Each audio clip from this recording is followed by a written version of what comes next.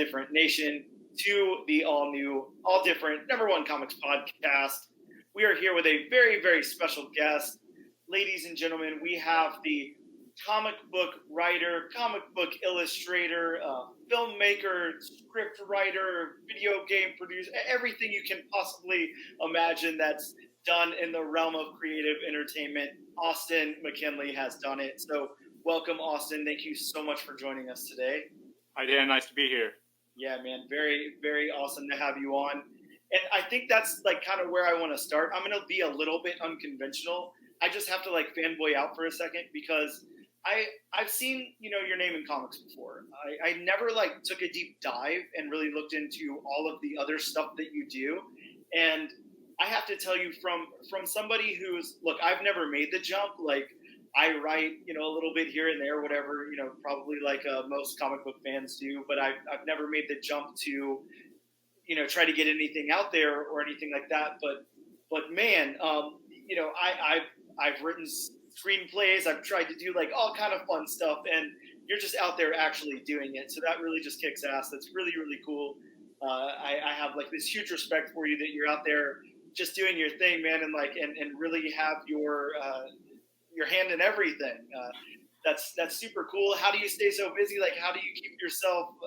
I don't know. You go, man. Like, how are you doing all of this?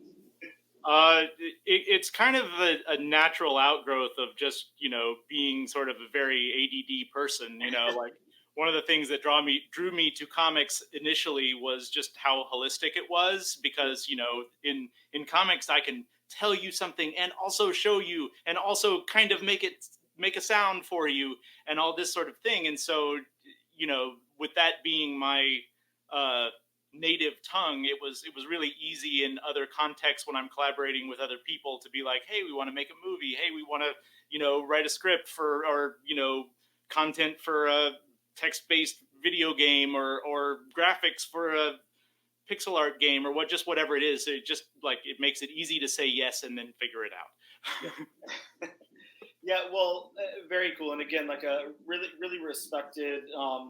I think that's awesome. I think that's really cool that you're somebody who's out there who wants to tell stories. You want to get your, message out there, whatever that is, and you can figure it out and do it in various forms of media.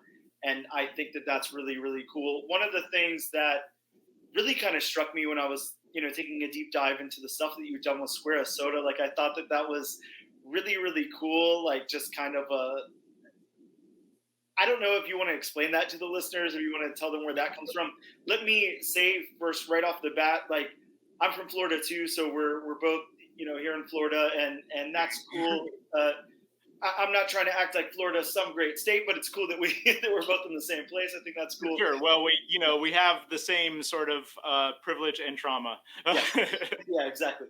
But yeah, all politics out the door. I won't talk any of that. We don't do that here. But yeah, I want to hear about that for just a second. I know that kind of takes us back.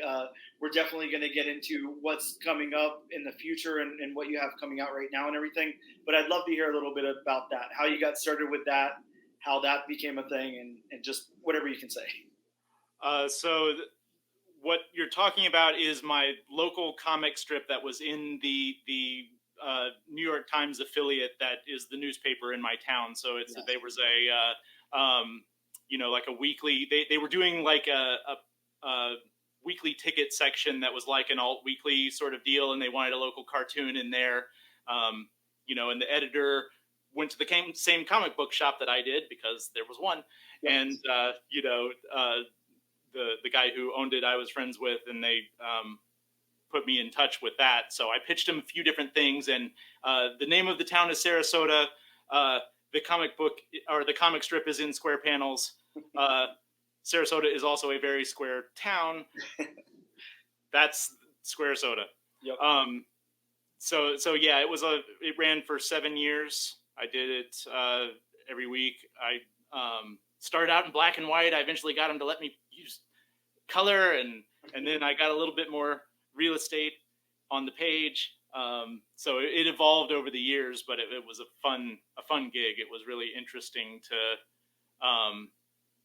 it was the most timely thing that I ever get to do. A lot of these projects are long form, you know, like even with Riot Force, I'm working probably a year at least ahead of the publication schedule.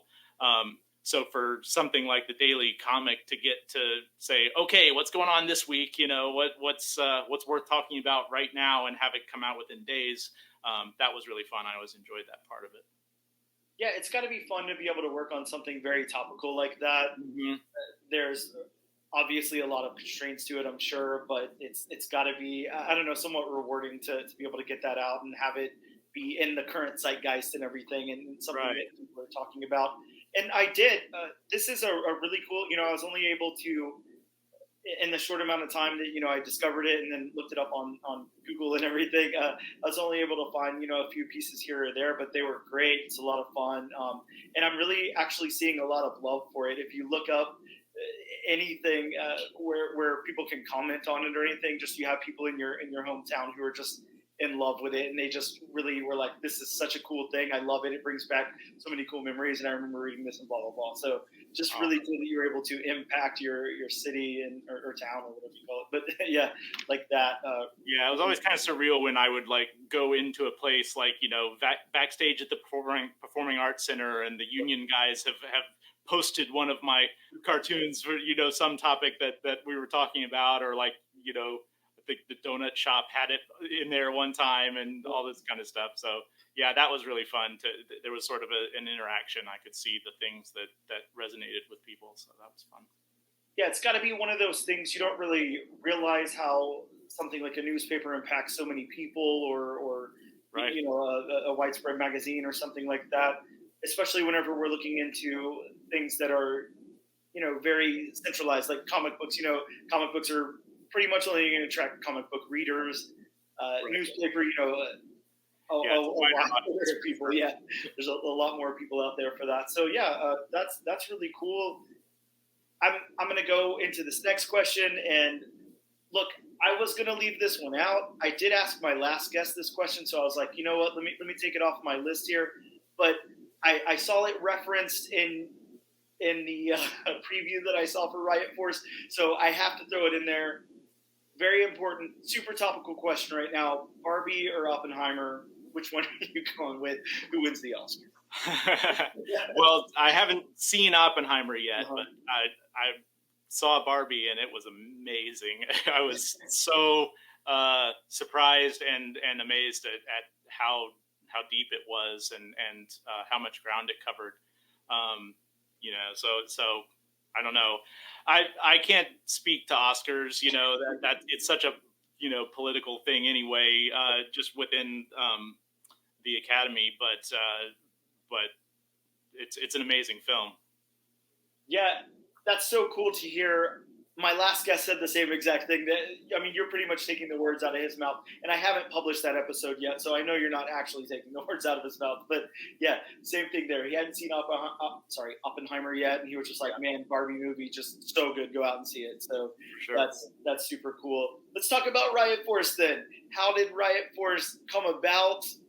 Where'd the idea come from? How'd you get this thing going? Of course, it's being published by SourcePoint Press, which is very, very cool. I'd also love to hear about that. I know you've already done a little bit of work with them through other means. I think you were illustrating a book. We did. I think the first stuff of mine that they published was in the Tony Schiavone story, Butts and Seats. Okay. And that's just sort of the way it worked out. At that point, I had already completed the graphic novel that they published earlier this year. It was just, different in the publication schedule. Sure. But we did Tales of Mystery Volume 5 earlier this year. I drew that for Dirk Manning. That's how I came to SourcePoint, is through him. So it's his projects that I've worked on. And they're reprinting a bunch of stuff that I worked on. So his Nightmare World Omnibus got a lot of pages in that. And we also did, just in stores any day now, Blaze Ya Dead Homie with Magic Ninja Entertainment. Man, I was totally, I had that on the back end. I was like, we got to talk about this. But yeah, go ahead, please. Yeah. Oh, it's such a fun project. Blaze is, in real life, he is a rapper. You know, and if you're not familiar with the Milu, or any listeners are not familiar with the Milu, they have kind of a character, and that's part of his act. And so his act is he's a reanimated zombie gangster, and so we did this comic book of the character Blaze, who is no spoilers, reanimated, and you know, takes his gangster revenge. So that was an interesting project, and that's a one shot. It's in stores any day now. Yeah, I think I remember seeing the street date for that as the 28th of July. I can't remember. So Yeah, there was a snafu with the printer, so it's been rolled back. Okay, like delayed a week or something. Okay, Yeah, understood. but, yeah, we're anxiously anticipating it hitting shelves anytime now. Okay, cool. Yeah, so everybody can be looking for that. Definitely, check out your local comic book shops and see if anybody has that on the shelf. Yeah, very cool. Now I'm going to go back to Riot Force, of course, but I'm a little unfamiliar. I mean, I'm pretty familiar with like music and what's going on there, but this is like Insane Clown Posse adjacent, correct? Like Correct. It's in that like universe. Okay. Yeah. There's so Twisted was a band that was sort of in that ecosystem, and they are on their own label now, but Blaze is part of their label. Okay. So yeah, they're all part of that culture, and I got to go to their show Astronomicon in Detroit earlier this year. Wow. And such cool people, so laid back, so fun. It's a really great time, but it helped inform my drawing. That was the most helpful thing, like, because I can watch videos and I can see photos and stuff like this, but when you see certainly a performer like that in real life, that helps a lot in terms of what kind of energy I'm going to give the drawing. Yeah, definitely different to get that. Yeah, right in front of your face versus captured somewhere else. So very cool. And I think for other people, for the audience listening, Twisted, from what I remember, is they've been involved in comics before. There's something, I think it was like Haunted Ions, yeah. So that's what Blaze is kind of it's in that universe, the Haunted Ions universe. That's written by my friend Dirk Manning. Good. And yeah, they've done 2 volumes of that series now. The first one was nominated for a Ringo Award. Oh, very cool. Yeah, very, very awesome. Well, yeah, it's cool that you're doing that. I'm very excited to pick that up. So yeah, everybody make sure you're on the lookout for that. So you can check out some more of Austin's work. But yeah, let's talk some more about Riot Force. Like I said before, where did Riot Force come from? Is that something you'd been sitting on for a while that you finally got to get out, or is that the longest time? Really? Riot Force is a modern reimagining of the first comic I created when I was 9 years old, when I first discovered comics. I went to a cartooning class, and we had to create something. So I did a 4-page thing that was a pastiche of what I was watching at the time.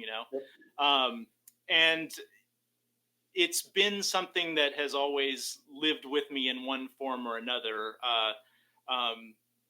When I was a kid, I didn't have the attention span to finish anything longer than a 4-page comic. But once I got into middle school and early high school, I would do whole issues and print them up and sell them to my friends. And that is very much the precursor to Riot Force. A lot of the stuff that it draws on is part of that initial story, that first love affair with comics. It's been a part of my my psychological world for all that time. But I wrote the script that is a treatment of that story. That's what Riot Force is based on. I wrote that about 7 years ago. Yeah. And I've been drawing. I decided that was the project I needed to do, like after we finished the graphic novel with Source Point and I pitched them this, I went into full-time production on it, and I've been drawing it for about 2 years. Man. And Look, I have to say right off the bat, for anybody who hasn't been able to check out any preview pages yet or anything like that, of course you'll probably see an ad for it in previews or something. But this is it's action comedy, so I mean know that going in. But like with anything that Austin's doing, and like I'm sitting here describing, with Austin's short films, with Austin's with Riot Force here, with like you're getting a lot of heart into everything Austin's doing. Like it's personal. Like Austin is saying, this is something that has it basically comes from his first project for the most part. So yeah, it might seem if you get turned off by like comedy stuff or anything like that, like don't. This has like actual a lot of personality. It has a lot of heart to it. It's very personal to Austin. It's I don't know, just really cool stuff. And like I'm saying, I'm trying to sit here and reiterate to you guys, Square Soda, the reviews and stuff that I'm hearing from people online. It's just people love this stuff. Just really cool. So I'm really, I don't know. I'm almost like sitting here fanboying out just talking to you because it's really cool. You have like you're doing personal stuff. You're doing some great work and putting it out there into the ether and everything. And I'm really seeing some really good responses from it, and everything that I've looked at so far is just really, really cool stuff. I want to talk about the process a little bit then. Obviously, you're writing and illustrating on this, so this is all you. Your illustration is, man, it's top notch. Thanks. I'm very impressed by it. It's very cartoony and then very polished at the same time, but I'm talking like polished. This is some really, really nice looking stuff, some really professional looking work out there. But I talked to Tyler Crook a little bit ago, who was working on, he's working on the second volume of Lonesome Hunters now, or that's coming out now. Tyler Crook, of course, scripting all of that, writing everything, scripting it, and then illustrating it as well and everything. I liked, hearing about his process of doing that kind of by himself and sure. Whatever. I'd love to hear your process. How does that go for you? Writing this out and then illustrating and everything. How are you doing it? Are you going back and forth? I'll shut up now with the questions and just kind of let you talk. But yeah, I'd love to hear about it. In the case of this, it's a project sort of unlike any other, because when I wrote it first as like a feature screenplay treatment, just because that's a scale of narrative that I'm comfortable with, and it gave me enough space to do all the things that I wanted to do with this story. But I was taking scenes that I initially conceived as a child and, recontextualizing them into a new story and trying to sort of make them work. So it was a little different than just writing a straight script in that way, because there was a lot of hodgepodging it story ideas together and saying, oh, well, okay, if I do this sort of thing, it'll work. And then I can use that bit that I love, that is just so hilarious, in the original. So that's a little different, but that initial writing of the script, I'm so far removed from it now. It's almost as if I'm working with another writer, because the world has changed radically since 2015, and there's just a lot of, and I have changed personally. And so, by the time you get around to illustrating this stuff, you're not the same person. And so you have to re-engage with the material and essentially interpret it as I would if I were working with another writer. And, so I'm kind of Marvel methoding myself in some ways. I'm just saying, okay, this is the script, but I'm going to lay out the page, and I'm going to let everything be sort of subservient to that. So that's sort of the process is, I've broken it down into scripts that are more or less an issue's worth of story. And then I just take that as a guidepost and draw it in whatever way makes sense at that point. Does that sort of answer your question? No, it definitely does. I just, again, I love hearing about the process of making comics. A lot of our listeners, a good portion of our audience, of course, comics is a medium that is very I don't know, a lot of people that are into it are also aspiring creators. Sure. There's a good amount of those. So a lot of our audience, really loves to hear because unfortunately, they don't get a chance to talk to you guys very often. Right. You can only go to so many conventions, and you guys are so pressed for time at those conventions and everything. So one of the number one questions that I get is hey, I want to put out a comic. Mm-hmm. Uh, how do I do it? And it's such a simple question, but there's such a big answer to that. Of course, there's no one size fits all to doing it. It's almost like anything else. Either you're a creator of something, you almost have to go out there and do it yourself for a while and market yourself and everything until somebody else takes notice. A lot of people forget about that kind of thing. You were talking about being a kid and making comics and printing them yourselves and selling them to friends. I mean, I remember doing the same thing when I was 7 or 8 or whatever, and I was my cousin's playing a guitar and I'm banging on the floor and singing, and we recorded it and made cassette tapes and walked around and sold them door to door. That's just that's how we got out there and made music or whatever. But yeah, it's that kind of thing. It's very I don't know exactly how to word it, but it's you kind of have to market yourself. You have to get yourself out there, and again, there's no real one size fits all. But this is a question that a lot of our audience has. How do you break in? How do you and again, a lot of it's stripped back, from the basics of things that probably a lot of you guys don't really have to worry about anymore. But how do you get started? How do you go from having an idea in your head to, all right, I'm going to begin scripting this. I'm going to begin formatting it. I'm going to begin injecting dialogue into word balloons. All of those things. So yeah, you definitely answered the question. I just.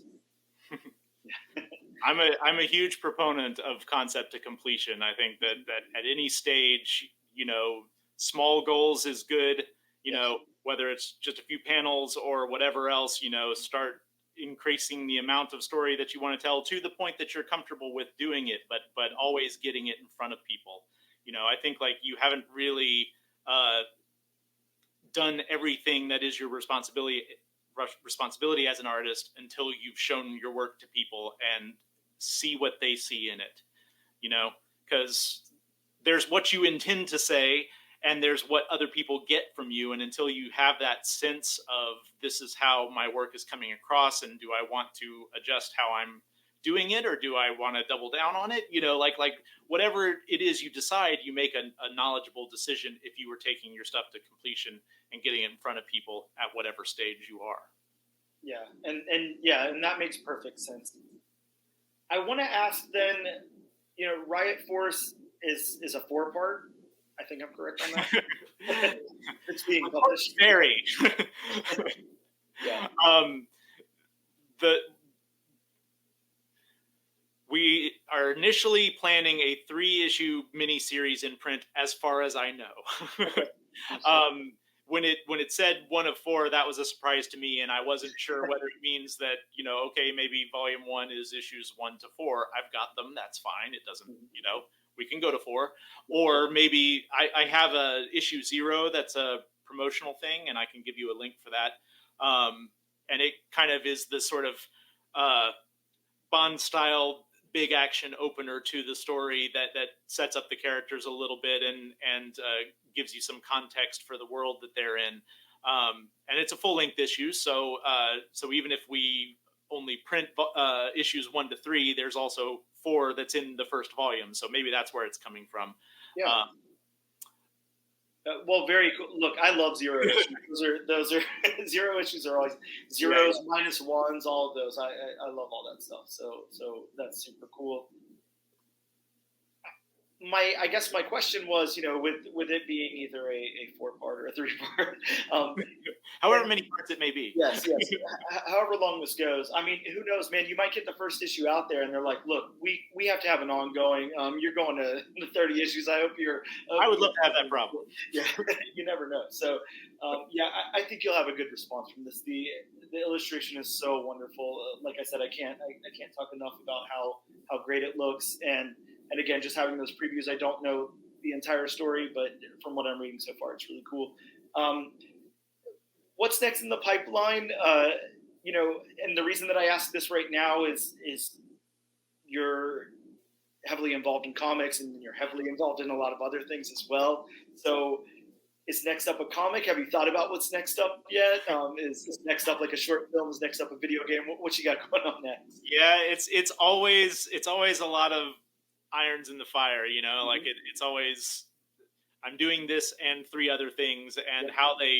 how they land and when they come out is, sometimes under my control and sometimes not.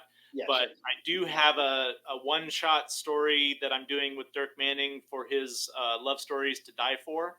It's a great, very emotional story that I'm drawing at the same time that I'm drawing Riot Force, and so that's an interesting bit of conceptual whiplash that I'm doing with those, but I'm having a good time with it. It's a different kind of story than I normally draw, and so it's challenging me. And then they've also announced that they're doing a video game for Good Boy, Source Point Press's John Wick, but it's the dog avenging his master. I remember that property. So we did a video game for Mr. Ree for the Kickstarter, a sort of a simple one-screen arcade style beat 'em up kind of game.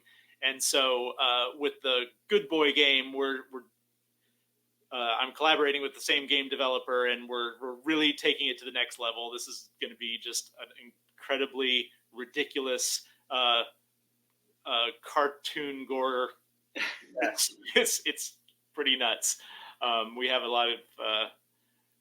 we have a really good time working on that, and that is within the next month. You'll be hearing more about that. Wow, that sounds super cool. I can just imagine the response for that is going to be great. I remember Good Boy well, and I remember the reception of that really well. So yeah, I think that'll be very, very cool. What exactly is your role in that video game process there? Like, what are you doing? So I'm co-developing and the sort of lead pixel artist. So I'm creating the characters. We're doing a kind of workflow that doesn't involve me animating them as much, but I'm sort of building them in such a way that they can be animated programmatically, if that makes sense. Yeah. So I'm doing some of that, doing some of the stage design, all that kind of thing. I'm working with another a guy who's doing the programming, but he is also an artist. So we are bouncing off of and elevating each other when it comes to stage design and the pixel art. And then he has the lonely duty of making it actually work in code. Yeah, man, that sounds so cool. I really can't wait for that. That sounds like a lot of fun. I'll definitely be looking forward to that as well. I have to ask this question. This is again coming from somebody who is very musical in life. I don't know if you are or not, but a lot of our listeners also want to know. There you go. A lot of our listeners want to know, how are creators, working? Is there like a soundtrack going on? A lot of people listen to music, whenever they're doing housework or whatever, working at a desk. Is there something that you listen to? Does it differ from project to project? Is there things that you go to? Again, I'll definitely let you talk. Well, certainly for Riot Force, music has been a big part of that. I definitely listen to that to sort of capture the mood. And it's, some kind of crinspiration-y stuff from my youth and some newer, synthwave or techno stuff that is, that gets me in the vibe of the scene. And I just have like a, massive playlist that I put on at varying stages. It's this rolling, evolving thing where, you just like go back 50. I'm starting it there, these days. But sometimes I started from the beginning. Yeah, cool. One of the things that I'm seeing a lot in comics, especially with indie comics and stuff like that, and then even some of the obviously death metal that happened over at DC and everything, a lot of creators are kind of like putting in soundtracks. Sometimes they're putting in like QR codes, or they're saying, you know, the character was, listening to this in this particular scene or whatever. So yeah, it's very interesting to see lately that music is playing a big part in this process of creating. So I just think that's really cool. Very interesting to hear. Always very interesting to hear what people say they're listening to, because it's so all over the place. But you know, art inspires art a lot of times. So yeah, For sure. very very cool stuff. How about San Diego Comic Con? Did anything at Look, I don't know if you attended San Diego Comic Con or not. I did not, but I can't make it all the way out to San Diego right now. But was there any news or anything? This year was like so stripped back. It was like back to basics. It was a comic book convention again, Yeah. because obviously the writer's strike and everything. There's not as much TV and movie news as there normally is. What it's really kind of evolved into. So there was a lot of comic book news, and of course there were some cool trailers and stuff that came out and announcements as well. But was there anything this year that happened that kind of blew you away?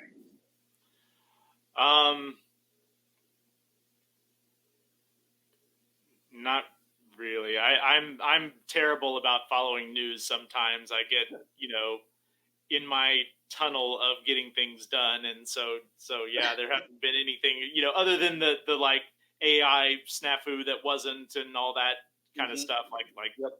that's the only thing that has risen to the level of maybe I should pay attention to that.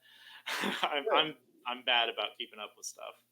Well, look, I mean, I don't think anybody could fault you for that. Like I said, you have, and like you said, you've got a million projects on your plate at one time. I mean, I imagine you're in your world, like, which is awesome. Which is us as an audience, and comic book readers and everything, media consumers. Where we want you to be, so we can continue to consume all of that. We don't need you getting sidetracked with like I don't know, news or whatever's going on.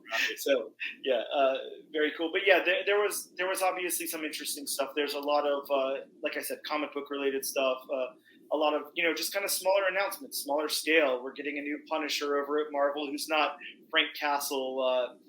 Rob Liefeld's back, and he's creating a new X-Men team with the 5 original X-Men, and it's just yeah, there's cool stuff happening. So yeah, just wondering if anything out there blew you away. Of course, we had Kamala Khan, Miss Marvel, who was killed in the issue of Amazing Spider-Man, and they've been resurrected at the Hellfire Gala there with the X-Men and everything. So yeah, there's just a lot of crazy stuff happening right now, which brings me to my next question. Again, I don't know how much of like a Marvel guy you are, if you're big into X-Men or not. I obviously am, but that's beside the point.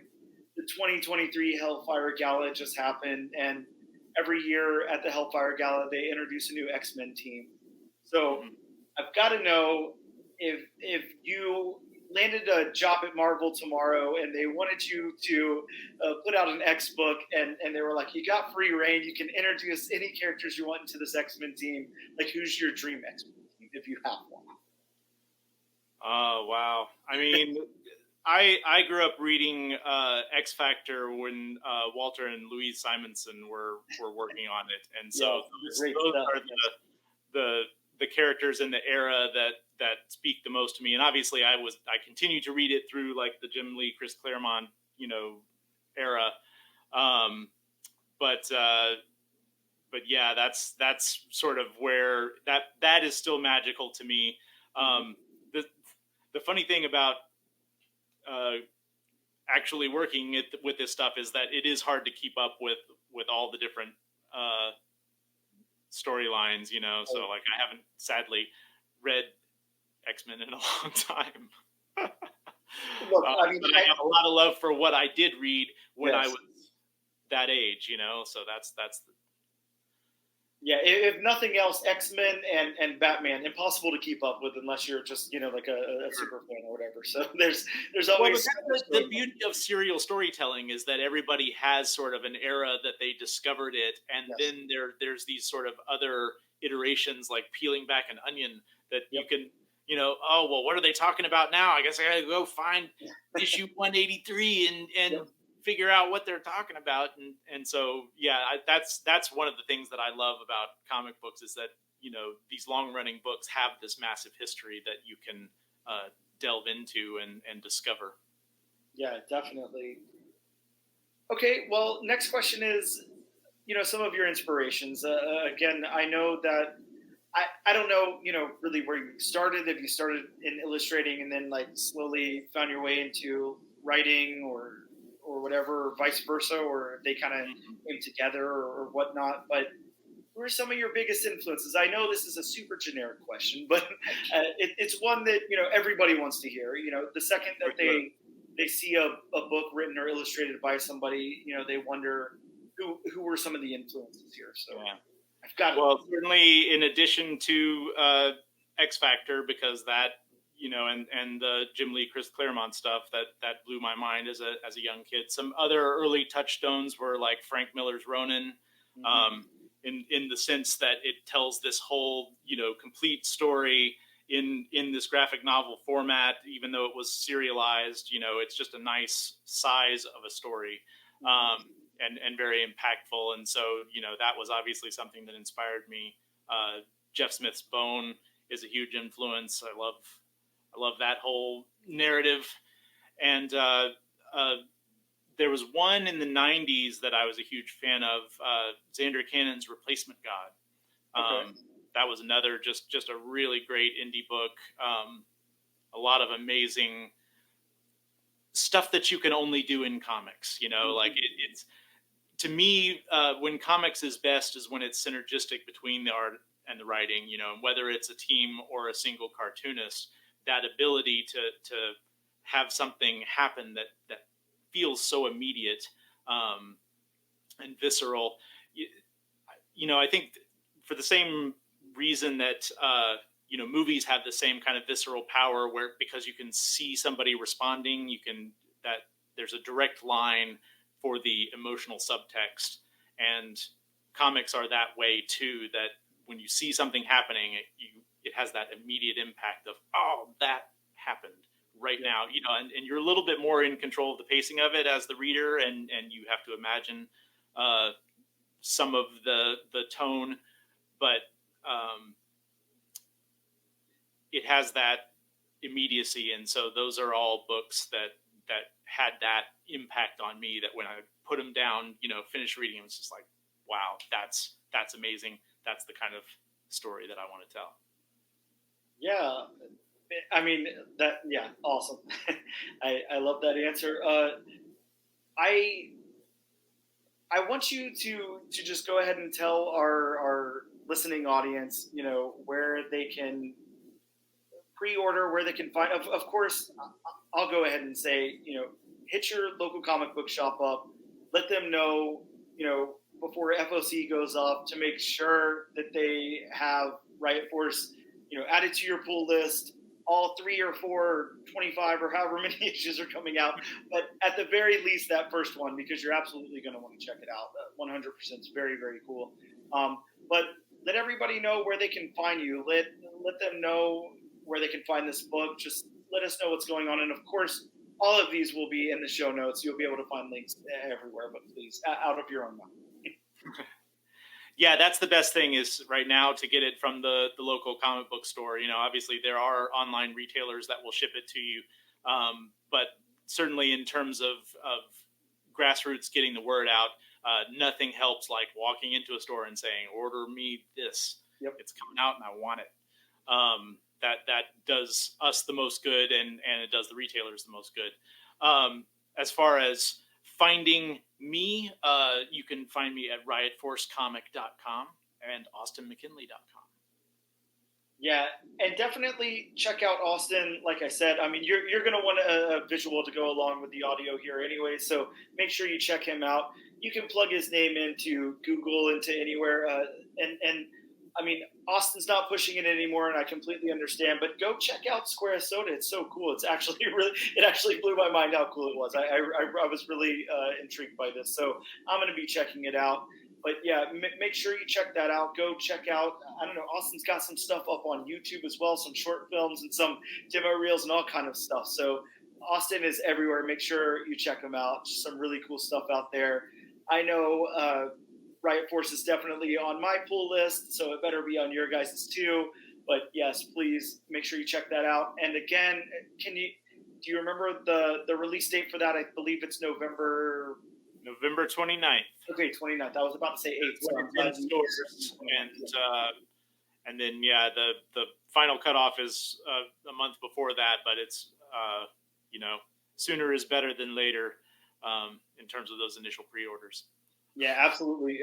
Call, email, walk into your local comic book shop, do it, send a Harry Potter bird, whatever you got to do to make sure that you let them know as soon as possible that you want Riot Force added to your pull list, because you will not be disappointed in the slightest. But Austin, I don't want to take any more of your time today. I want to thank you so much for joining us. It's been awesome talking to you. And awesome to hear that you're down in Sarasota. I don't know. I might have to go to a convention out there and meet you one day or something. But yeah, man, thank you so much for taking the time out of your day to talk to us. And we greatly appreciate it. It's great to be here, man. Thanks for having me.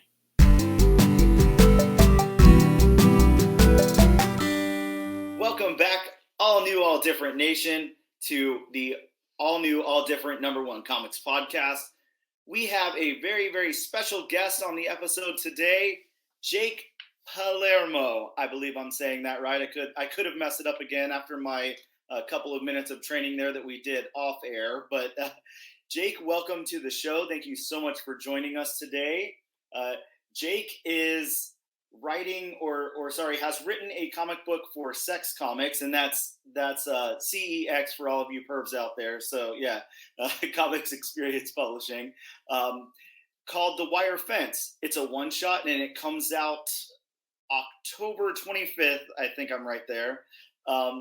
And that'll be in your local comic book shops, but definitely make sure that you guys pre-order this with your local comic book shops. Get it on your pull list. You're absolutely going to want to check it out, and you're going to want to go to the Sex Comics website to check out the little preview on that. But yeah, welcome in, Jake. Thank you so much for joining us today. Thanks, and could you tell them that the FOC is next Sunday? Yes, absolutely. FOC next Sunday. Make sure you guys get on that. Absolutely get that on your pulls. Let your local comic book shops know that you want that in stock. I know that my local comic book shop always orders pretty heavy on the sex comics, so those are usually in shop, so I usually don't have to worry about it, but I'm letting my LCS know for sure that I need that in my pool. So yeah, everybody make sure you guys go out and do that, and you're going to want to anyways. The second that you go check out that preview on the Sex Comics website, it's amazing. It's really cool stuff. Ends on such a cool little cliffhanger there, and I just want to know so much more about it, so I can't wait for October 25th. But yes, make sure you guys order that before the FOC, which is Sunday, next coming Sunday. So right up top, a very important topical question for you, Jake. Oppenheimer or Barbie right now? Which one are you going with? Have you seen either one of them? Haven't had the time. But I do hope Barbie at least wins awards in the costume department, because if it doesn't, with all that pink that it's going for, well, that's just a waste of money. Oh yeah, it's like a cult. I mean, I haven't seen either one yet either, but people are definitely showing up to the theaters in full cosplay. Everybody's wearing pink. The crowds are just pink. It's awesome. You know what everybody's going to see the second that they walk in. So very, very cool stuff. I think Oppenheimer right now, I don't know, man, scares me a little bit. I don't want to hear anything about bombs right this second. So, well, I think that was the point, because bombs aren't supposed to be scary. I mean, it scared Oppenheimer himself. Yeah, yeah, definitely a little jarring, especially for today's world. But yeah, that's awesome too. For Barbie, you got me and Jake, so thank God for that. Jake, I know you said you're in Pennsylvania. I wanted to know if the Hollywood writer's strike is affecting you at all, if it's affecting any of your work, any of your output as far as writing comics or anything else that you might be writing. Trust me, if the Hollywood writer's strike is not affecting me in the latest, I can do that myself.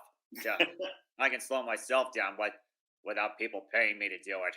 Yes, well, completely understood. Yeah, it's very easy to get distracted, hard to stay motivated, especially in the industry that you guys are working in and all of that. I'd like to know how the deal with Sex Comics came about. How, as far as I know, and you can give me the backstory, of course, but it doesn't look like you've had any published material before this. Looks like this is your first foray into comics, is as far as I can tell. Um, a lot of creators, and again, correct me if I'm wrong. You might have some stuff out there that I just don't know about, but a lot of creators, kind of cut their teeth on like Kickstarter and stuff like that. And looks like you didn't have to go that route, which is freaking awesome. Really cool that you're able to get in with a publisher. But how did the deal come about? What's your experience before this? All that. Well, I did try to get published comics before in anthologies before, including this one called Octal. That I tried my best to at least get a title out. It wasn't not the Wire Fence, a different one, but we tried my best. Got along with the artist. I managed. I paid to do for her. He was pretty nice, but yeah, some things didn't work out. I was a bit too image. Some Most of the time it came down to timing and the fact that that the uh, that the magazines as well as the anthologies that came about just couldn't sustain themselves, and because I really needed to improve my writing style, and sometimes I found a service that could help out with that. Create the comics experience service. Mhm. So I get so after I went through one of the lectures, I submitted a I submitted a some what became what became the wire fenced material into a first start off as just a simple 8 pages, but then it became the full one shot. Mhm. Got enough people to tell me the hard lessons, not just with how editors would be, not just to listen to your editors when they're really invested in this, but also get a layman to at least tell them tell them what's going tell you what they don't understand and what not, because that's something that I found a lot of creative struggle with.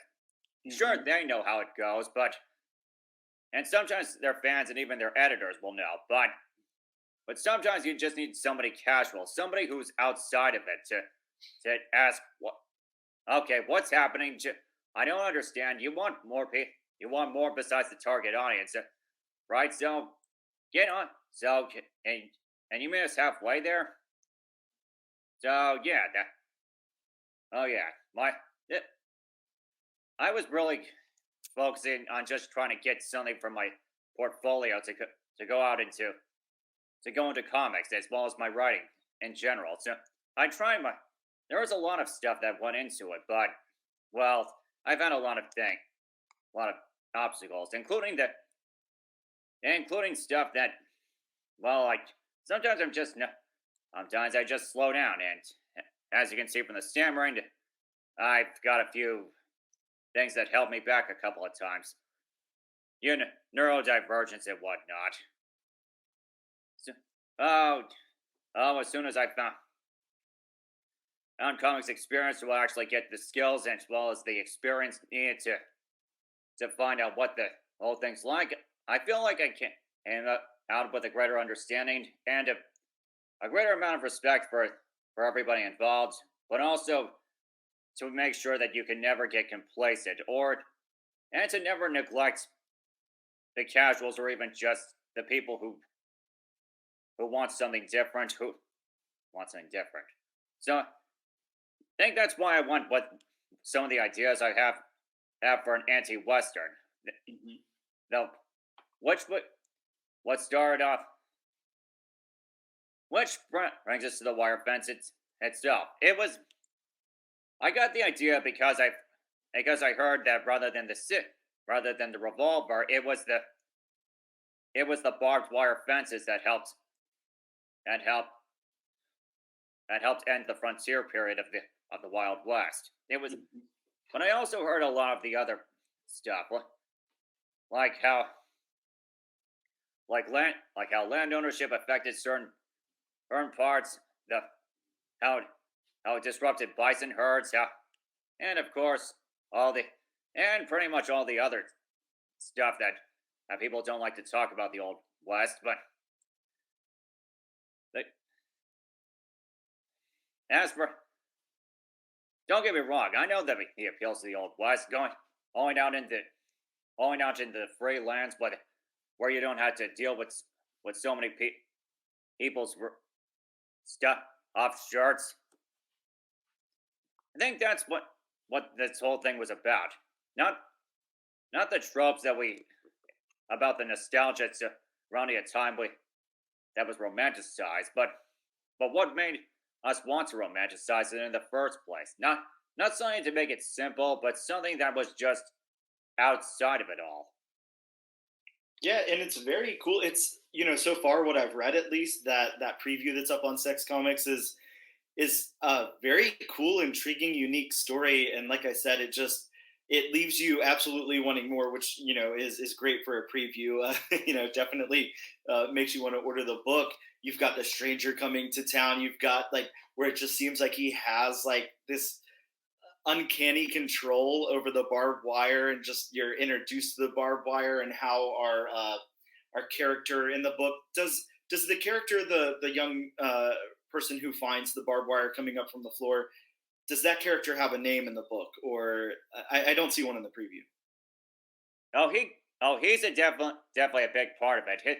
Uh-huh. The kid's name is Devin, and he's actually the storyteller Oh, okay. of the whole Yeah. thing. He tells it when he's older. Hmm. Yeah, I really love that character. I love the character design, of course. But yeah, I'm You obviously can gonna thank have Raquel for Devin's design. to. I'm the only characters I put any big swings into were probably the stranger as well as the stranger's opponent. Hmm. Hmm. Just to just to show the compare and contrasting between them. Yeah. Yeah, Raquel really went out to present the other characters as such. Although there was a couple of back and forth bits that had to be that had to be addressed a couple of times. Wasn't easy considering sometimes the emails I sent between our people through creative through comics experience got lost. Don't know why, but it just did. Hmm. Yeah, I imagine corresponding with somebody working online with a writer to artist has to be an interesting experience. And then, as you said, you guys were most of the time met through like a third party who would translate a lot of things, as we are assuming that Raquel is like a Spanish speaking or non English speaking. But yeah, I'm glad you brought up Raquel. And again, horrible names here, so I won't even come close. But I'll go with Cusiak, Raquel Cusiak. Amazing artist. I was Raquel somebody that you seeked out? Was Raquel somebody you were teamed up with through Comics Experience? Well, actually, what I did find her through comics experience, but she was one of three choices with two other artists. But I went with hers because is her art was the least least pinup like. Hmm. I got nothing against people who make pinups, but I needed something that didn't just make because if I wanted people to make figures, I well honestly that honestly not much to it. You need Hmm. something that made characters feel alive, not just make poses and whatnot. Yep. Yeah, and that is some outstanding artwork. It really fits the tone really well. I think that it really encapsulates what you're describing on the page there. It's a great team up. I think that just in the few preview pages that I've seen, it's a really wonderful team up, a really good dynamic. And again, for anybody who's just tuning in or anybody who didn't retain the first part of this, you can go to the Comics Experience webpage right now, cexcomics.com, and just go up in the search toolbar there and check out the Wire Fence, and you'll be able to see a couple of preview pages. I think I want to say it's 6 pages or something like that, but yeah, 6 or so pages out of this one shot, and it will have you hooked. You will absolutely want to add this to your pool and make sure that you get a copy on October 25th. Sorry, I'm trying to stick that date in my mind here so I don't say the wrong date. But yeah, October 25th. You're definitely going to want to be picking this up. Get over there to the website and check that out. I want to know. I'm going to take it in a different direction for just a second. Was there anything at San Diego Comic Con this year? Look, it was a stripped back San Diego Comic Con. It wasn't. San Diego Comic Con, of course, started out as a comic book convention and then evolved into this crazy, media circus and entertainment thing. And it's all about TV and movies and actors and actresses and stuff like that. It got brought back down to basics a little bit this year. San Diego Comic Con was affected by the writer's strike, so we got a lot of comic book news out of San Diego Comic Con, which is something very, very different from the last few years. Was there any news that blew you away at all at Comic Con? Any news or any trailers or any announcements or anything like that you found interesting or piqued your interest or anything? I mainly look at San Diego Comic Con through the schedules and whatever subjects they have. Plenty of stuff that definitely seemed interesting, including how many times you can see the luchador comics appear in that place. Oh yeah, yeah. You got to be able to count, how many times you're able to see that. But yeah, I think that there was some really cool news this year, and again, I like that it was stripped back down to comic books. We see that we're getting Superior Spider-Man coming back. We've got a new Punisher. We've got Rob Liefeld reintroducing an X-Men team and all of that. Jake, are you a Marvel Comics reader at all? Or are you interested in X-Men? Is that in your wheelhouse? I like comics that have great stories to them. Mm-hmm. I read 3 or 4 X-Men omnibuses, but that just how much love there was put into the Mm-hmm. characters. Well, the 90s with Age of Apocalypse, the Ron Morrison's run, and even the time with Stan Lee and Kirby that had some of this that for their time, while not great, were pretty ahead of the curve, at least in terms of characterization. Like how Jean, despite her reputation, Asian was actually pretty egalitarian with the rest of the X-Men and that was way before she got the Phoenix powers. Yep. Yeah. Well, you're not wrong about that. Look, here's a question that I ask a lot of our guests that come on.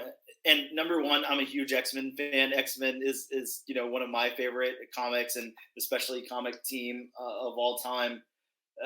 We got the 2023 Hellfire Gala one shot that came out this last week. Very, very dense, very, very interesting, cool book. Of course, resurrected Kamala Khan, Miss Marvel, and now she's a mutant and everything. Which, hey, we'll leave opinions at the door for that. But at least she's back to life is all I can say. But as always, at the Hellfire Gala, they introduced the new X-Men team.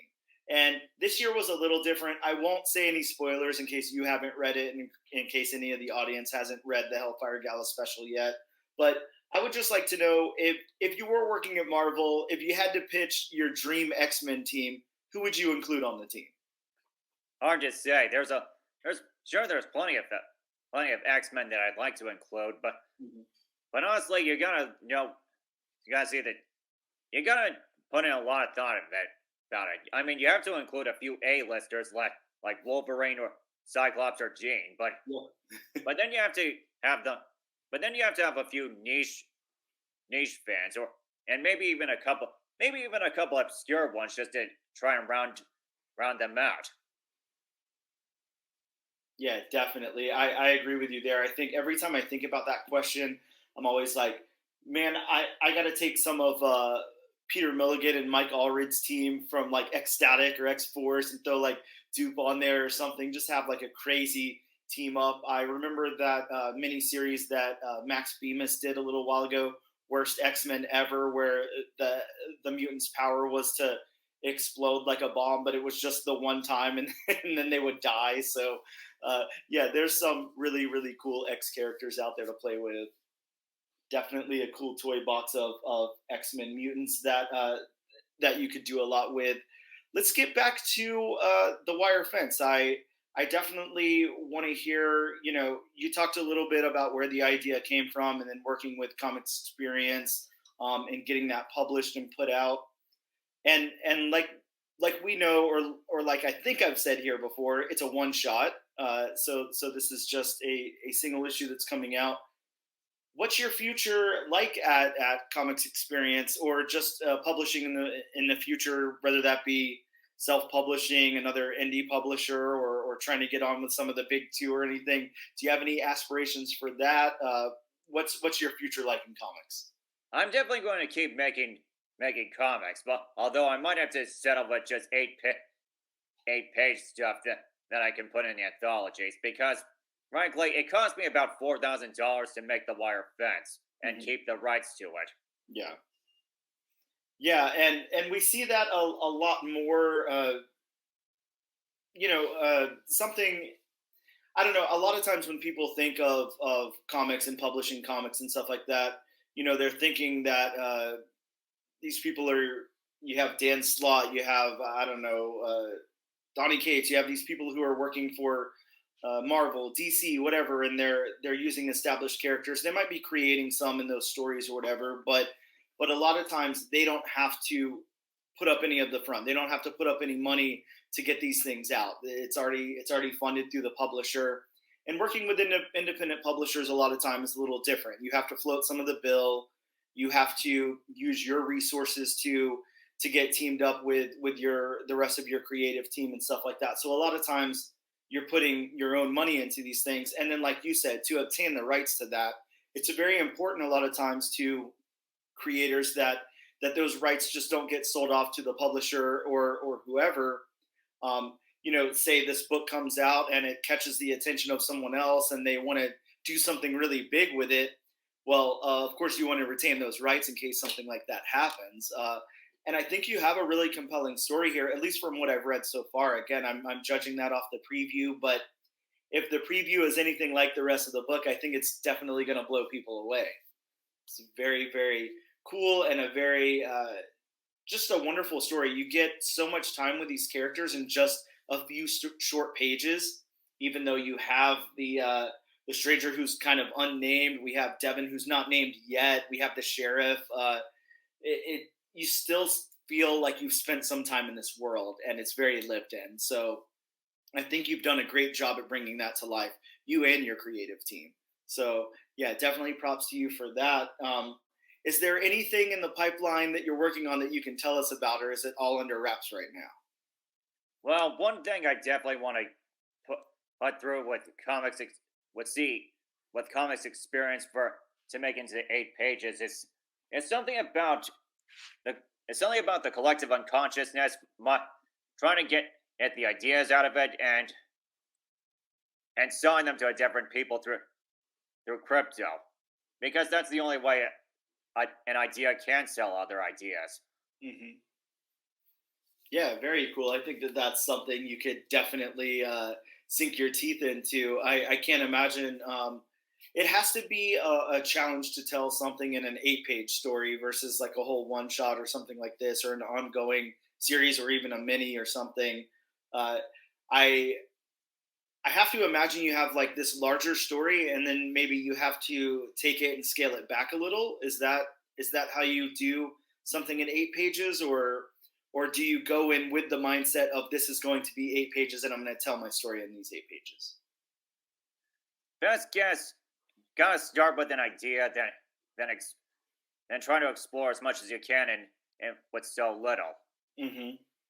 Yeah, I think that that would be a very interesting way to tell a story. And look, there's lots of course, different ways to tell stories. There's lots of different writing prompts out there. You might want to tell a story in a few sentences and have like a lot of art to drive the story.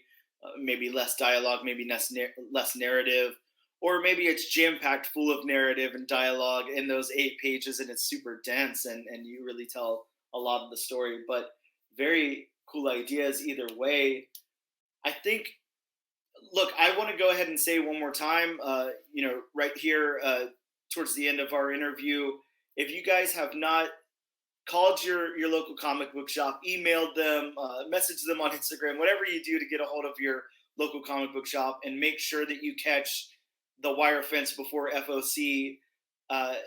This book does release October 25th of this year, 2023. So you are absolutely 100% going to want to get that on your pull list. Make sure that you've got a copy waiting for you. Make sure you have 10 copies waiting for you. I don't know. Look, like Jake said, he's retained the rights for this, so there's no limit to what could happen with this book. Maybe it'll. I have no clue, but maybe it'll become an ongoing. Maybe you have more of a story to tell later on down the road. But it's definitely something you're going to want to get in on the ground floor of. A very, very cool book. And Jake, please tell people where they can find you online. They can find me on my website called gunnernaut.net. I'd say I have a lot of things to say about comics on there. So their adaptations, comparing some similar subjects, even how some of the creators go about reflect some of their lives or even personalities in their work. And as you can find me on a lot of things, in social media, the usual socials like Facebook with the Gunner Not page, with the Asim Productions page, the Twitter, or is it X now? Because I exactly. keep track of it. Alive. By the time this airs, Twitter might be completely gone, and X. I also have an Instagram, and a Threads, even a few others that honestly, not worth speaking up about. But I do have a Substack, so there's that. So with a few things I put behind a paywall, if you're one of the first 100, you can even just get all that stuff for just $1. Oh wow! So yeah, definitely everybody gonna want to check out that Substack. Of course, like he said, if you're one of the first 100, you can enjoy all of that for just $1. So that's something you're absolutely gonna want to get in on. I know I'm about to go subscribe right now, so very, very cool. Yeah, Jake, look, it's been wonderful having you on. I really appreciate you taking the time to talk to us today. I know the All New, All Different Nation really appreciates having you on. And again, while I have you here, one more time, I'm going to let everybody know, don't let that FOC expire before you call your local comic shop and get a copy of The Wire Fence requested for your pull list. Tell your local comic book shop owner that they need, 10 or 20 for the shelf as well, but you need one in your pool box. Make sure everybody goes and checks that out right now.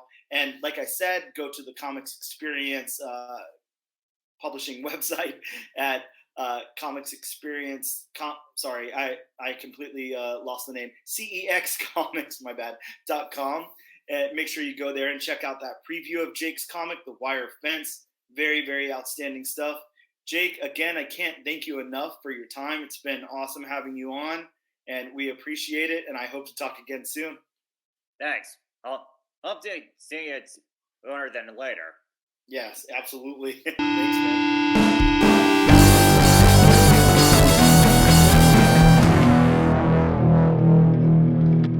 Hello, everyone. We are back, and we have a very special creator on the line.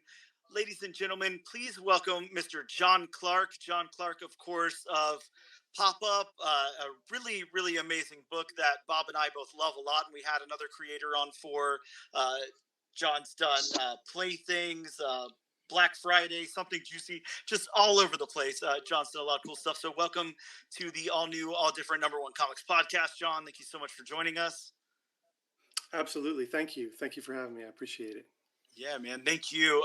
I know, look, I'm going to try not to hijack this thing because Bob's got a lot of questions for you too. So I'm going to let him chime in. But let me just say, first off, for, Pop-Up coming from a, smaller indie publisher and everything, Pop-Up is Blood Moon, right? Yes, it is. Yeah. So yeah, Pop-Up on Blood Moon. Yeah, if you're not reading Pop-Up, if you're unable to, find Pop-Up at your local comic book shop or whatever the case is, like, trust me when I tell you, you want to seek this out. You want to find a copy of this book. It's an awesome book. Yeah, by whatever Thank you. legal means that's going to make sure that John gets paid, and check it out, because me and Bob are just absolutely in love with the book. It's so good. It's so creepy. It's so, I mean, there's not, we've talked at length, about the book as we had the artist on before, but yeah, we're going to continue to talk about it here, but just such a good book that I strongly suggest that everybody check out. So I wanted to throw that up top, but yeah, John, how are you? Welcome to the podcast. I don't know, how's the weather on your side of the world? What's going on? How you doing? Good to meet you. Thank you. It's hot here. Yeah, it's not as hot as everywhere else, kind of right now. It's actually good. I think we kind of. I live in Maryland, so I feel like we've kind of, it just goes around us. It like goes south and north of us, and that's knock on wood. Like so far, you know, who knows? And then we get everything. Yeah, me and Bob are in Florida, so it's amongst other problems that exist in Florida, it's hot. So so there's that at least. But yeah, I'll keep it at that. But John, can I also say that even though it's not your fault, I appreciate so much that your name is John Clark, because as I told you guys off air, I can pronounce anyone's name. I'm so happy to not have to check my notes or pronunciations or anything and just say, hey, John Clark. I love it. Tell me there's not an accent on the end or anything. Yeah, I was going to say, I always tell people that it's actually, there's a Q before John, but the Q is silent. So, oh, man. You lucked out on this interview. Yeah. They got, I mean, I can butcher, any name. So John Clark is not one of them. Thank God for that. But yeah. Well, I mean, you didn't know tutelage was a word. That's very true. Yeah. Earlier in our episode today, Bob turned me on to that word. So yeah, man, what can I say? Look, John, I want to ask about your process a little bit, and I want to get into all that, but I definitely want to know, a couple of generic questions up front. And I'm going to start with Pop-Up because it's my favorite of your projects so far. But Thank you. Yeah, no, thank you for producing it. But where'd the idea come from? It's a pretty unique story. And if you can, maybe throw your elevator pitch if you remember it out there for the listening audience. But yeah, or Bob and I can throw a synopsis or whatever. But yeah, where'd it come from and all that? So kind of the pitch is that it's the evening before opening her first pop-up museum of cursed objects, and there's kind of like this self-absorbed artist receives this haunted piece, the final piece she needs, and it's a pair of these wax figures, and as they arrive, kind of all the exhibits start to awaken and kind of terrorize her and her family, and she kind of has to like escape her own museum, or else she and her family are going to become permanently part of the collection, and not a good way. Yeah. Very, very cool. And I know I say this on the cast like way too much. Bob is going to roll his eyes the second I say it, but man, it gives me like really cool like Twilight Zone vibes. I love that. Yeah. You see the sigh and the eye roll. Bob started hearing me say Twilight Zone, but it is one of the greatest. You reference it every episode, pretty much. I try. Well, because probably like an Easter egg, but I have to imagine that Twilight Zone pretty much covered the spectrum of science fiction, fantasy, horror. Yeah, it did. Heartwarming. So, you could probably, that might be a fun reoccurring joke for you because, no matter what it is, it's like, oh, it's a love story. Twilight Zone. Oh, Twilight Zone. He gave me a good idea. Yeah. Yeah, but I love it. It's such a, I mean, regardless of that, it's such a cool, unique story. It's not something that's out there oversaturating the comic book market or anything. Just a really cool vibe to it. And of course, hooking up with Matt, who I'm not even going to attempt to say his name correctly, but I'll just call him Matt. For the artwork, just really complements your tone on the writing there and everything. Yeah. How about that great team? Yeah, how did that team come about? Did you seek Matt out? Did he seek you out? Were you guys paired up by the publisher? How'd that happen? I sought him out. I was looking for an artist for another project, and he had sent me his stuff, and I was like, I liked it, but I ultimately went with somebody else for the other project, but I never forgot his stuff. And then when Pop-Up came around, I was like, I'm going to reach out to this guy and see if it's something he might be interested in. And thankfully he was. And like, Yeah. it's funny. Like if you ever go to my Instagram, I feel like every other post is me saying, I love his work. I love everything he's doing. I feel like I say it probably way too much, but I'm always like, this is so good. Like, why isn't everybody looking at this and reading this? Because he's so good. And I'm very excited by the book, and I'm very thankful for what you said. It's one of those books. I feel it's funny because like when you were asking about my ideas and everything, like I'm from LA. Like I lived in LA for a number of years, and we went to the pop up little things that they had, and just one day I thought, man, wouldn't it be cool if there was like a pop up, horror exhibit, and then what if things went wrong, and I just kind of expanded upon it from there. So that was kind of the genesis of it. Yeah, and again, like just such a cool original, like kind of fresh idea that's not something that's really out there. And like I was saying before, the way that you were able to find somebody to really complement your tone like really says a lot. uh Bob and I always, on the podcast separately review the story from art in a book, and then we tie it in together, like how they complement one another and everything. And Yeah. it's not a lot. It's definitely not 100% of the time that those pairings really make sense, or maybe to a certain extent, but not always in the way that they do here. But it's such a wonderful pairing, you two together on this book, just such a wonderful tone, and I really appreciate that. Yeah, Yeah, he perfectly complements your writing style. Mm-hmm.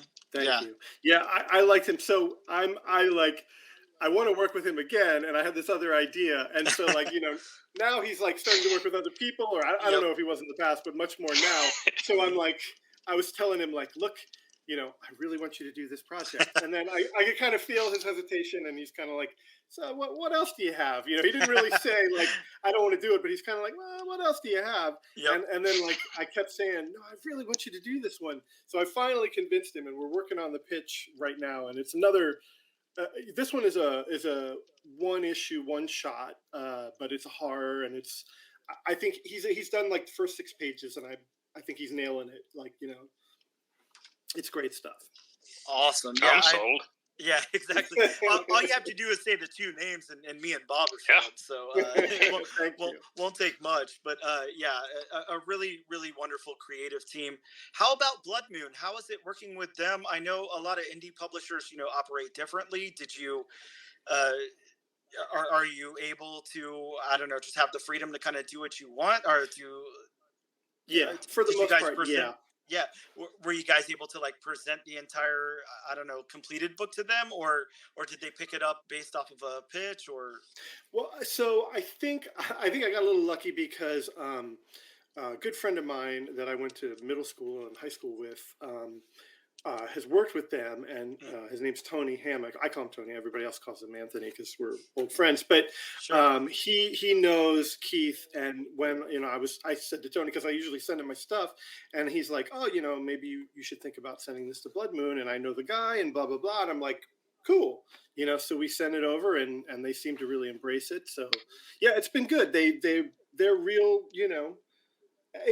he seems to like everything I said. I'm like, well, what do you think about this? And he's like, uses expletives to say I bleep and love it. And I'm like, okay, that's good. So, Yeah, I mean, hey, if nothing else, enthusiasm is, I love it too. So nothing better than So they don't like interfere like some of the bigger publishers might. No, they let you do what you want to do. No, and it's funny because I also work with Scout. Scout's done a bunch of my books, like Black Friday, starting with Black Friday, and same thing with them. And it's funny, like I have I don't know if I've been lucky, but I always feel like I'm not that great like at certain things, and like whenever like I like working with editors. I really like working with editors. So whenever they say, hey, maybe you kind of want to say this, or maybe what you really mean is this, or maybe you should, and I'm always like, oh, that's wonderful. Like I usually every time anybody gives me notes, I'm like, that's wonderful. I'm gonna take it. That's like because whatever makes the book better, Mhm. makes the book better, and I don't have my ego, especially when it comes to that kind of a thing, and usually they're right anyway. So Yeah, that's really cool. To be able to find that publisher again. Like we talked to a lot of creators, and while I'm not hearing anything negative, about any publisher, I don't think anybody's, really going to diss the publisher that they're putting out books for. right, But I right, have heard, we do try to kind of sneak around, there are different questions in there.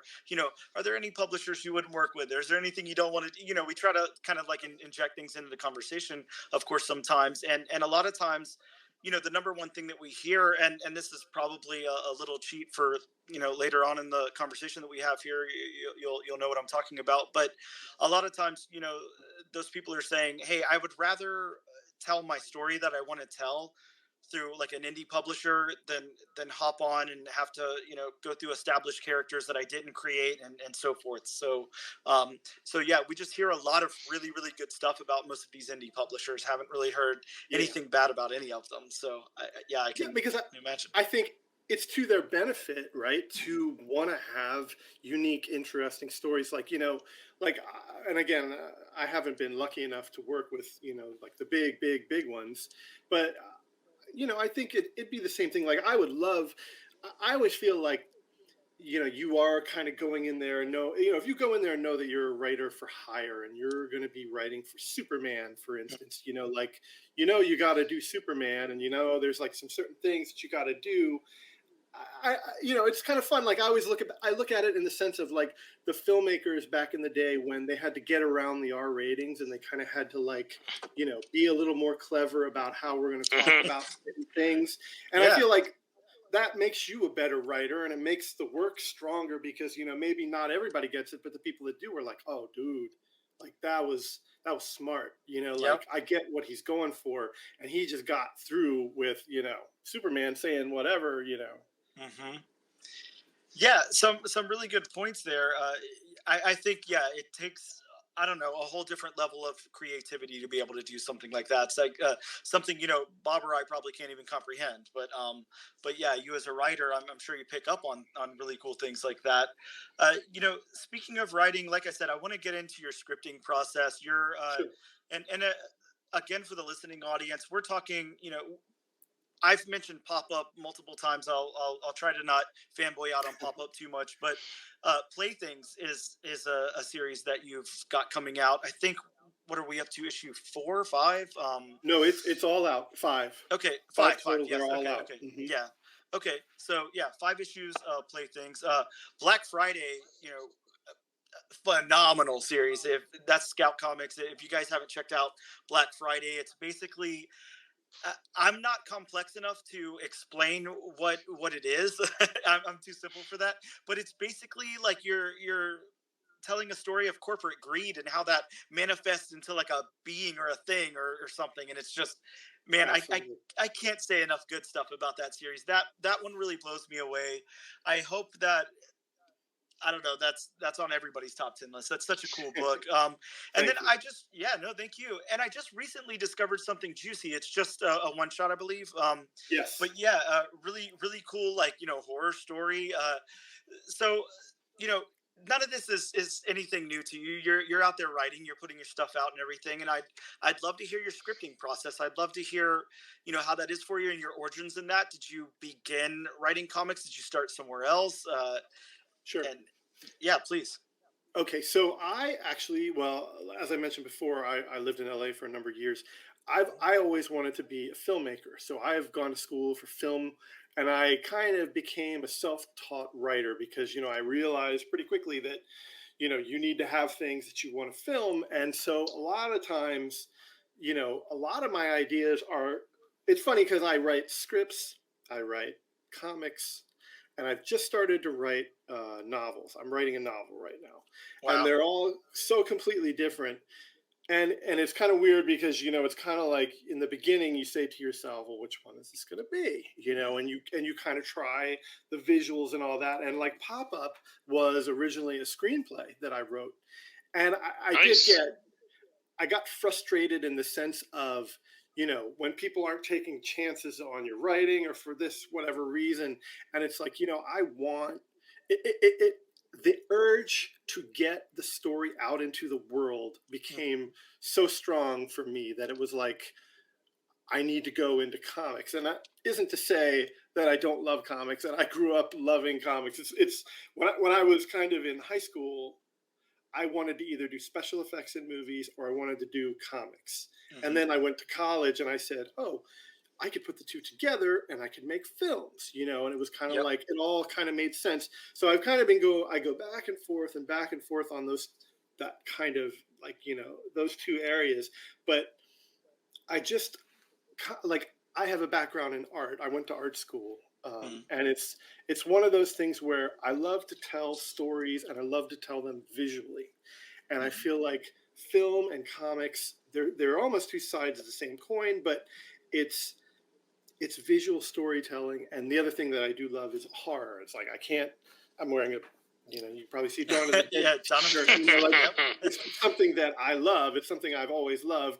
And, if I'm going to make comics, I'm going to make horror comics probably, and it's, that's kind of, the start of it. So, the books, Black Friday, kind of the idea came to me when I read this article that said that, Walmart employees wanted to install police officers in their malls or in their stores because they had so much, bad things going on. And I just said, wow, like that's a lot of negative energy, Yep. you just think about that, like, if you're spiritual or whatever, into horror stuff, and you're like, what happens with all that negative energy just building and building? And then I thought, like, oh, what's the holiday, that celebrates Christmas, when not as much anymore, but back in the day when all these horrible things would happen. And I was like, Black Friday, and there's Yep. the title and everything was there. And I just had, I had the idea, and that's how it came. That's how that one came. Yeah, and again, like such a unique concept, especially in comic book form. I a lot of times, and I'm gonna skirt the line here. I'm gonna try not to say anything like insulting to any other writers or anything like that. I really do appreciate everybody for their craft, and everybody's out there working hard and hustling, and I know that. So this isn't a dig on anybody else, but a lot of times, especially with a lot of indie stuff, it's a good mix. It's a good half and half. You have half of your stuff that's this very unique storytelling, and then another half that just seems like very regurgitated and kind of the same story over and over again. And that's not where you're aiming at all. That's not Yeah.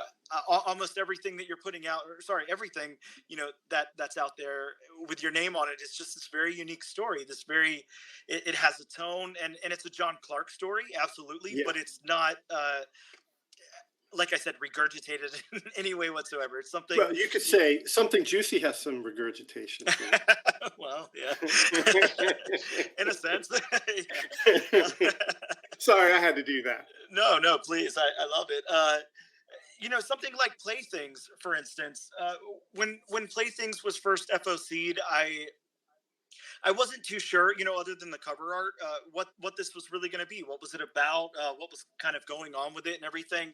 And then we kind of take these toys that come to life, and kind of take our, main character down, capture her and everything. Just something that you're not seeing out there in comics. And then the horror side of it, just something really, really unique and cool. So you're really kind of aiming for the fences, and I don't know. I can just really appreciate that. Some really, really cool stuff that you're putting out there. Thank you. Yeah, no, thank you. I definitely want to ask, the eternal question. I don't know what you can answer, how much is under wraps, whatever. But do you have anything else in the pipeline that you can talk about right now? So yeah, well, I actually have a book coming out in October. I'm going to tell you the date. October 11th. And it's called Bite Sized. Okay. And it's 3 short horror stories. And I just, if you like, so I actually wrote it and I did the art in this one. So like, oh, wow. It's kind of more in the sense of Something Juicy, like, and that one, I'm very proud of Something Juicy. Like, it's one of those stories, like, I feel like it is for me, it's if you've ever read it, and I can't pronounce the name right, but it's like the Edgar Allan Poe story, The Cask of Cask of Amontillado. Yes, I was very influenced by that story, Mhm. as I'm sure a lot of Oh, people cool. are. And I've always felt like that, that one, that's like the first comic. It's funny because I've written a bunch of comics, but that one I felt like it does the things I want it to do. It says the things that I want it to say. Not that Black Friday and Playthings don't, but Mhm. in a way for me that was like I was very proud of that book. And that book has it's disturbing. It's really Yeah. disturbing. And it's funny because when I put it through the publishers, you know, everybody, like the editors, are like, "Oh no, it's good, it's good, it's good," and I'm like, it's funny because that isn't the kind of book, it's like that's the kind of book you get a reaction from, Yep. and I was going Not for just that as reaction, good. and they're just like, "Yeah, it's good," and we're happy with it, yeah, we're gonna put it out, and I'm like, okay, okay. And then it was great because it comes out, and I kept telling everybody, and when it came out, I started getting these people posting to my Instagram saying like, this, is going to mess your mind up. Like, I can't believe it. Like, and I'm like, okay, finally, like I'm getting that, I'm getting the thing that I want. So anyway, sorry, long story, bringing back to Bite Sized is of that vein. And it's also, like, very, very twisted, creepy little stories. There's three that, like, I think are really, solid stuff. So I don't know. I feel like I'm hitting my stride. Like, again, not that there's anything really wrong with Black Friday or those, but it's like I feel like I know what I'm trying to do, and I'm starting to get it done. So Yeah. No, and Yeah, bite size. I'll definitely have to check out. oh yeah, please do. absolutely. Now, is bite size? You say book? Do you mean is it like a graphic novel? Is it a comic? Is it a novel? Like what? No, I think so. It's three stories, and I want to say it's like 60-ish pages, something like Mhm. that. So it's a little longer, and it's nice that the publisher let me, So it's do a it giant like size that. comic. Yes, exactly. Very cool. Yeah. Now, so usually FOC is about a month out, I believe. So you say that's releasing October 11th. So maybe we've Yes. got till like early September to make sure that you guys request that, from your local Yeah. comic book shops. Make sure Yes. that's coming in, and you're reserving a copy for your pull list. So Yes. Please do. yes, no, Bob. If nothing else, Bob and I are huge proponents of making sure our listening audience understands FOC, understands their, that relationship with their local comic book shop, and understands that, how important it is to you guys as creators. That's the way that the books are obtained, and to Yes. make sure you ask for it. A lot of times you walk into a comic book shop, you pick something up on a whim, you pick something up because the cover looks cool or the title sounds great or the creator or something like that. Well, right now you're listening to this podcast, you're listening to John Clark talk. You know that he's putting out quality stuff. So, I mean, if I guess if you want to wait to see some images revealed or whatever, if that's your thing, but we already know this is going to be a home run. So, get that on before FOC. Make sure that your local shop's got that in stock for you, and make sure you tell them to order a couple of extra copies for their new release wall and everything as well, so some of your friends can enjoy it too. So, yeah, very Thank cool, you and for saying that. that's bite size. Yeah, of course. No, thank you. Can I ask who the publisher is, or self-published? Yeah, that is Scout. That's going to be Scout again. Okay, Scout. Good. Yeah. So yeah, it should be pretty easily accessible for everybody to get. Scout, a really wonderful publisher, Yeah. putting out some really quality stuff. I mean, there's some amazing stuff and some really top-notch creators out there at Scout. So yes, once again, I have to reiterate. Sorry if this part's boring for you guys, but yes, make sure it is very important that you guys don't walk to your local comic book shop and let them know that you want bite size on your pull list. Let them know before that FOC date so they can get it into shops, and you can get a copy, because you don't want to miss out. I have told the story on the podcast before. Of course, you don't know this, John, but Pop Up originally, I got the only copy that came to our local comic book shop, and Bob and I shop at the same store. So I picked that up, and I said, Bob, holy shit, you have to read this. And Bob read it, and he was like, how do I get issue 2? What's, and we both put it on our pools, and we And then I was it. the only one to get issue 2. Yeah, somehow I didn't get my copy of issue 2, but yeah, but I got it later. But yeah, it's very important. That's the thing, like, and I'd be interested to hear what you guys have to say too. Is like I find, there's nothing wrong with Scout or Blood Moon. They're both doing their thing. Yep. It's just hard for indie books to get any kind of it is publicity and notice, and it's kind of like my dream. I hope that the more comics I do through through. It's just hopefully bound to happen where, somebody will go, oh man, this book is great. And then people will go, well, what else has the guy done? And then they'll kind of look it up and go, oh my gosh, he's actually got a lot of books and, all that stuff. But it's like, I don't know how to get to that, like where, you like, people know like, oh, Bite Size is coming out. That's the dude that did Pop. Like it's. Hopefully they know now. Yes, absolutely. Yeah. And I think this is important. This is an aspect of the game that a lot of people don't recognize or maybe forget or whatever. But it's the way that being a comic book creator is, especially on the indie end, is like. Or let me step that back. Not even just on the indie world. Anybody who's a comic book creator, you have huge creators over at Marvel and DC who do the same thing. They come on podcasts, they come on YouTube shows, they're promoting, they're going to conventions. And that's great. It's always great to self-publicize, or however you say that word. But it's hard. It's almost like a gig industry. You have to get your name out there, and it has to be in people's minds. And that's why, it's important to the people listening to this podcast, support these creators, because they're putting out the content. They're your John Clark is your guy. He's out there putting in the work, putting stuff out, so you have something to enjoy to read. So every time you go to the local comic book shop, there's a new cool indie book out there for you to pick up, and you're not just reading Batman and Batman and Batman over and over again. That stuff is very important. So and I will say, so this is funny. So I live in Maryland, and the big comic book shop here is over in Annapolis, and it's Third Eye Comics, which is a wonderful shop. Very familiar with them. Very cool huge shop. And it's funny because whenever I go in there, I get this sense of being overwhelmed because they have a wall full of comics, and it's all of them. They don't have them. It's like Marvel, Indie, DC, all, together in alphabetical order. But cool. I feel that sense of awe. Like if I see one of my books up there, I'm like, and it's like, hey, people have choices. They got a lot of books, and they're all wonderful books, that they can pick. And it's like, I'm just grateful to be up on that wall, Yeah, that has to be a great feeling, knowing that you're working in the medium you want to work, you're publishing stuff, and then, like you said, you're right there next to the top selling comics that week or whatever, that month. Very, very cool.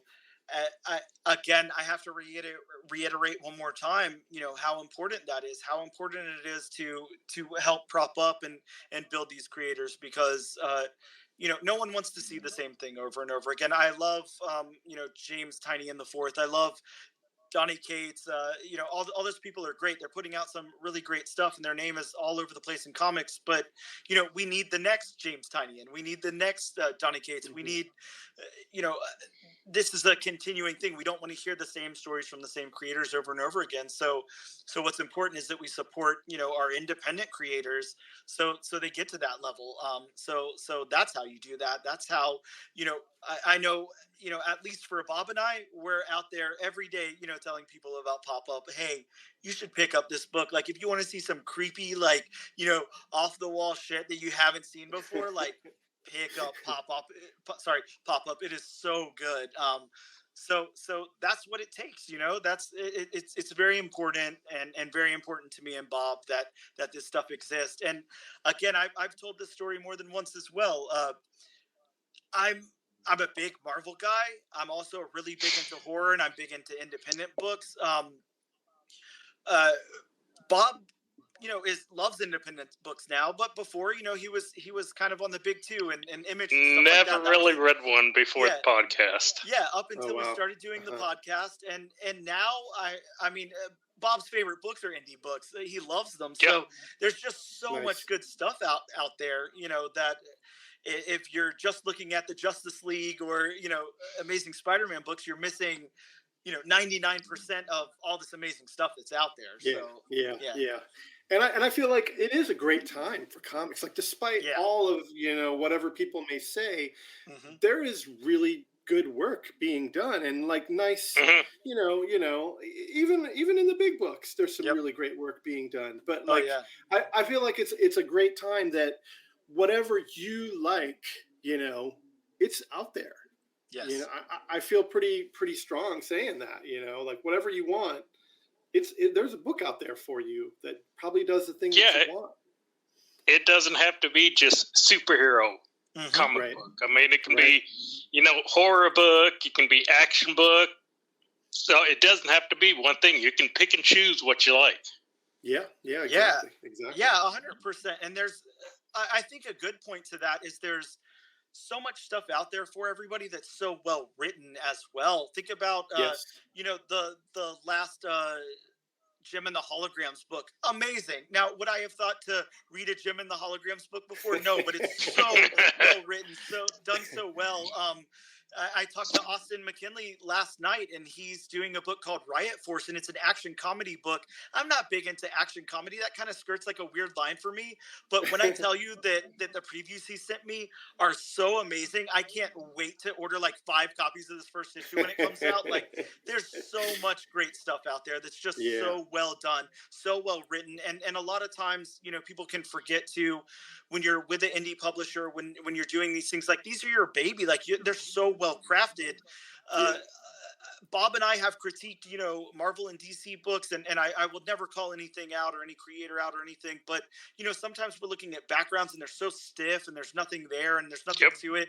And then we open up an indie book, that 10 people have read or whatever, and we're like, wait a second, this is like, I want this on my wall. It's the most amazing looking thing I've ever seen.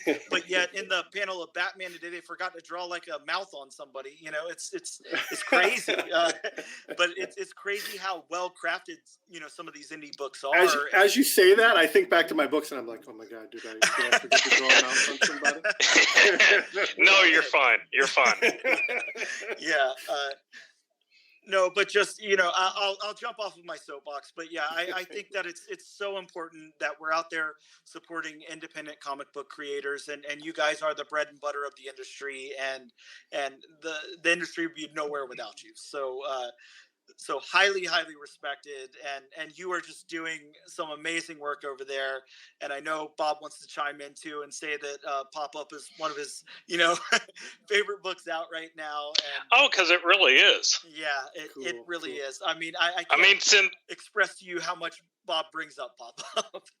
I mean, when we got the first issue to review it, both Dan and I were kind of apprehensive about it.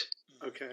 And especially since it was you who did the cover, correct? And then Machow did the interiors. Yes. And that kind of threw us off, because it's like, wait a minute, the artist isn't doing the cover, the writer's doing the cover, but he does the interior stuff. But then we started reading it, and it's like, oh my God, this is good. Cool. Thank you. Yeah, very, dense, layered story that's not, just your basic face value or anything. I and love to see you go all in. Yeah. I'm like, so I it's funny because I like the first issue. I very, very, good, strong opening, and I like all the setup. The second one, I felt like really good setup, and kind of, I had to I really the second issue for me was a hard one, because it's like, I want to keep people, and I want to keep it exciting, and I want to kind of give you the hints, and I want to give you the setup, and just bring, and then, because then the hammer comes down in issue 3, that's when it all starts to That's hit. when everything happens. Yes, and it's kind of like, I gotta get everybody there, before I can do that. And I'm like, please stay, I promise you, it'll be worth the wait. You're gonna love it when it comes out. Well, you definitely succeeded in that. Thank you. Yeah, totally. Very, very good stuff. Is there, a volume 2 or anything for Pop Up? Is that like kind of like you tell the whole story in this volume, or? Yeah, it's a self-contained. Mhm. Within that, it's the whole thing. Yeah, yeah. No, it's one of those, like, because I'm thinking about these other books that I have ideas for, and it's funny because Yep.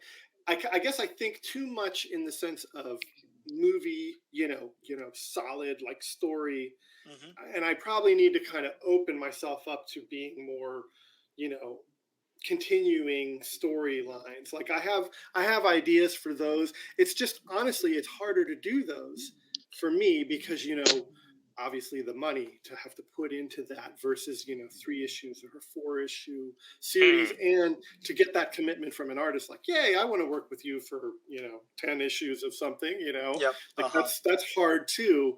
So I don't know, like it's something that I'm definitely interested in, but it's like for now it's weird because the stories come to me in those, like, it's this long, like I'm pretty good about saying this is going to be 3 issues, this is going to be 4 issues, like, and like I'm around that 4 or 5 issue, and then I like the one shot stories too because I feel like the stories are good enough to be alone, and it's like I think people will be like, I don't know. It'd be nice if there was more, maybe, but I feel like they're probably like, no, this is the way the story should be. I feel satisfied with my healthcare, whatever he says in the movie. Yep. But Yeah. Well, I mean, understood. I think that a lot of times you could always continue a story. You could always expand it, whatever. But I think a great writer is defined by that ending. A lot of times, it's not as simple as people think to have something wrap up and right. tell a definite ending to a story. I struggle with that myself, and that's why I'm not a great writer, and that's why y'all aren't talking to me about my comic book. But I feel like I have a lot of great half-baked ideas, but coming to an end point is always a struggle for me. And yeah, it takes a special person to be able to do something and craft it well like that, like you have. So yeah, I can appreciate that. Not only that, but if you keep going on a series, you run the risk of thinning yourself out too much.